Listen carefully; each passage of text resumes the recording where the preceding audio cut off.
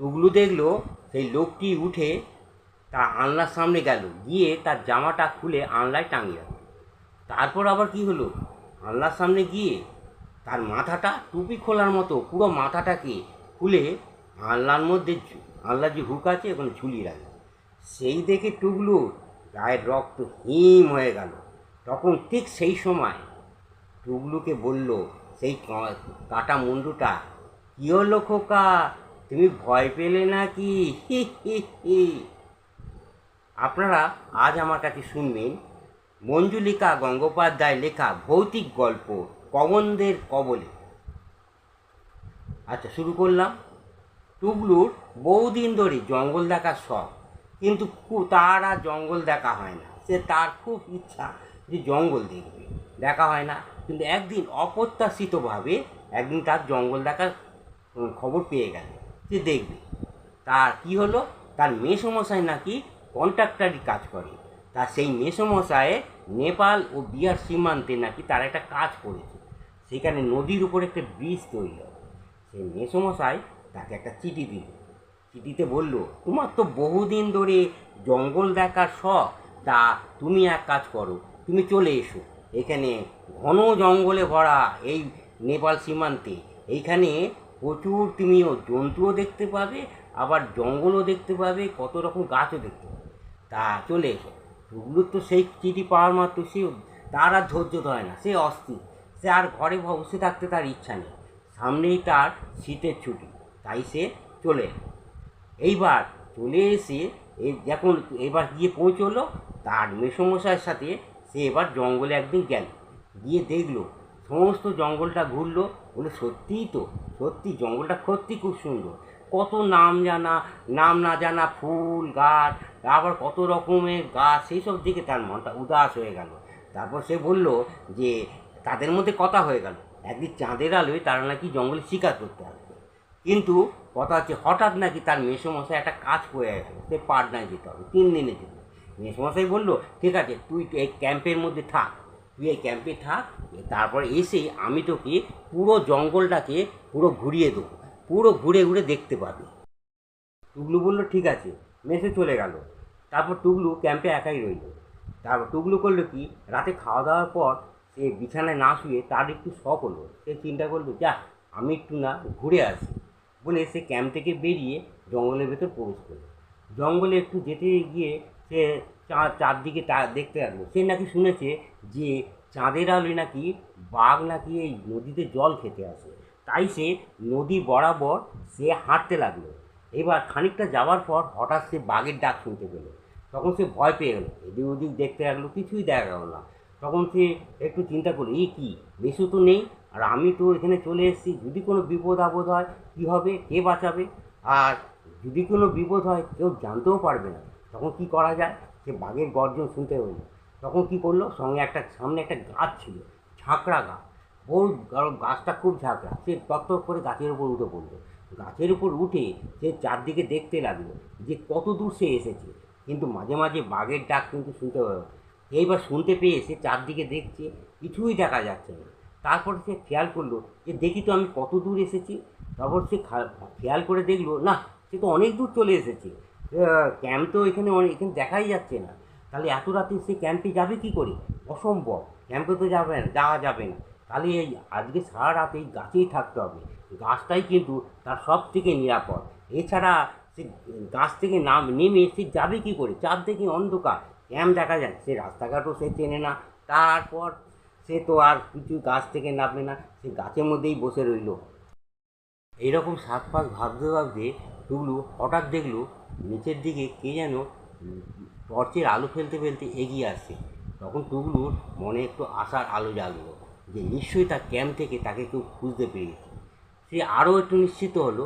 সেই মূর্তিটি যখন গাছের ওপর দিকে আলোটা পেল, তখন সে বুঝতে পারলো যে নিশ্চয়ই তাকে খুঁজছে। তখন সে আনন্দে চিৎকার করে উঠল, আরে রাম অবতার, আমি এইখানে। তখন সেই মূর্তিটি বললো কি, গাছের সামনে এসে দাঁড়ালো। সেই মূর্তিটি কিন্তু মুখ দেখা যাচ্ছিল না। তারপর সেই মূর্তিটি করলো কি, গাছের সামনে এসে দাঁড়িয়ে গাছের ওপর দিকে তাকিয়ে বলল, টুগলু, তুমি নিচে নেমে এসো, তোমার কোনো ভয় নেই। টুগলু করলো কি, তরতর করে গাছ থেকে নেমে নিচে এলো। নিচে নেমে এসে সেই মূর্তিটির দিকে তাকালো, তাকিয়ে দেখলো এই মূর্তিটিকে তো চিনি না, এনে কে, পুরোপুরি অপরিচিত, তাহলে আমার নাম জানলো কী করে? তখন সে নিচে নেমেই সেই লোকটিকে জিজ্ঞেস করলো, আচ্ছা আপনার আপনাকে তো আমি চিনি না, তা আপনি আমার নাম জানলো কী করে? তখন সেই মূর্তিটি একটা বিকট আওয়াজ করে সে বলে উঠলো, হ্যাঁ বুঝতে পারবে একটু পরে। টুকলু আর কিছু দেখলো না। তখন সে একটু ভয় ভয় পেয়ে তার মুখের দিকে তাকালো, দেখলো সেই লোকটির কিন্তু তার চোখ দুটো যেন জ্বলন্ত ছোট ছোট লাল বাতি। এই দেখে টুকলু কিন্তু পুরো হিম হয়ে গেল তার রক্ত। সেই লোকটি তখন হুকুমের সুরে বলল, আমার সঙ্গে এসো। টুকলু 7-5 ভাবতে না ভাবতে তার সাথে যাবে কি যাবে না এটা চিন্তা করতে করতে হঠাৎ সে একটা বাঘের গর্জন শুনল। তখন সে ভাবলো এখানে আর দাঁড়িয়ে থাকা নিরাপদ নয়। তখন সেই লোকটি টর্চধারী সে আস্তে আস্তে এগিয়ে যাচ্ছে। তখন টুকলু তার পেছন পেছন এগোতে শুরু করল। 5-7 মিনিট এগোনোর পর দেখলো একটা বাড়ির সামনে এসে দাঁড়ালো। সেই বাড়িটা ভাঙা পোড়া বাংলো একটা বাড়ির সামনে এসে দাঁড়ালো। সেই লোকটি করলো কি, সেই বাড়ির ফটকের সামনে এসে দাঁড়ালো, ফটকটিতে হাত দিতে ফটকটা একটা আর্তনাদ করে খুলে গেল। তারপর সেই লোকটি সে করলো কি, সিঁড়ির ওপর উঠলো। একটা ধাপ উঠতে না উঠতেই সেই কতগুলো পায়রা তাকে দেখেই ঝটপট করতে করতে ডানাগুলো ঝটপট করতে করতে উড়ে গেল। তারপর লোকটি ভেতরে চলে গেল। এবার ঘরের ভেতর ঢুকে কোনো দিকে না তাকিয়ে একটা চাবি বার করলো, চাবি বার করে দরজাটা খুলে সে ভেতরে চলে গেল। এবার টুকলুকে কিছু বললো না, লোকটি ভেতরে চলে গেল। লোকটি ভেতরে যাওয়ার পর খানিকক্ষণ পরে একটা কেরোসিনের বাতি নিয়ে এসে টুকলুর কাছে এসে বলল, কি তুমি বাইরে দাঁড়িয়ে আছো কেন, ভেতরে এসো। টুকলু দেখলো যে হ্যাঁ, আমার তো বাইরে দাঁড়িয়ে থাকার তো দরকার নেই, আমি ভেতরে যাই। টুকলু বললো কি, সে ভেতরে গেল। ভেতরে গিয়ে একটা চিমসে গন্ধ তার নাকে এলো।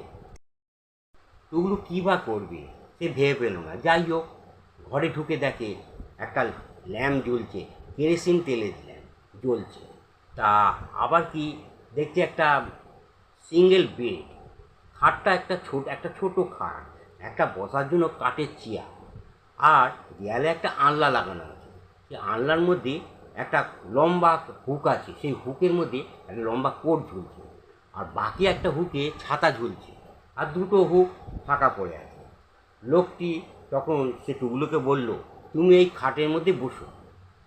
আর তারপর বলল, তুমি বসো, আমি তোমার জন্য খাবার নিয়ে আসছি। টুকলু তাড়াতাড়ি করে বলল, না না না না, আমার খাবার আনতে হবে না, আমি খেয়ে এসেছি।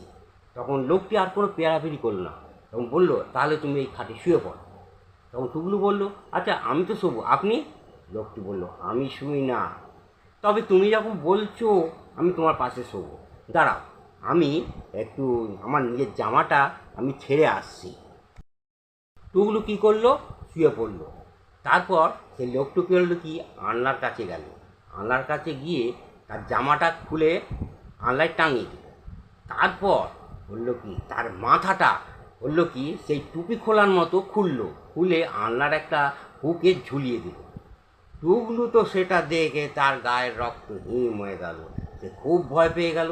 আর ঠিক সেই সময় সেই কাটা মুন্ডুটা বলে উঠল, হি হি হি হি, কি খোকা, তুমি ভয় পেয়ে গেলে নাকি? টুকলু তো সেই কাটা মুন্ডুটার দিকে হাঁ করে তাকিয়ে আছে। টুকলুর আর কোনো জ্ঞান নেই। তবে যখন টুকলুর জ্ঞান ফিরল, তখন সে তাকিয়ে দেখলো সে ক্যাম্পে শুয়ে আছে।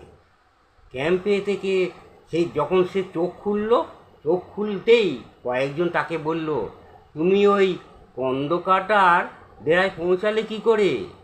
যবে থেকে ওর মাথাটা বাঘে খেয়ে ফেলেছে, তবে থেকে ওই মুন্ডু কাটা নিয়ে ঘুরে বেড়াচ্ছে, আর কত লোককে যে মেরেছে। ঈশ্বরকে ধন্যবাদ, তুমি যে বেঁচে ফিরেছ। আমার এই গল্পটি শেষ হলো। গল্পটি শুনছিলেন মঞ্জুলিকা গঙ্গোপাধ্যায় পবনদের কবলে। তা আমার এই গল্পটি যদি ভালো লেগে থাকে, এই রকম ধরনের আরও ভূতের গল্প শুনতে হলে আমার এই চ্যানেলটিকে সাবস্ক্রাইব ও ফলো অবশ্যই করে দেবেন।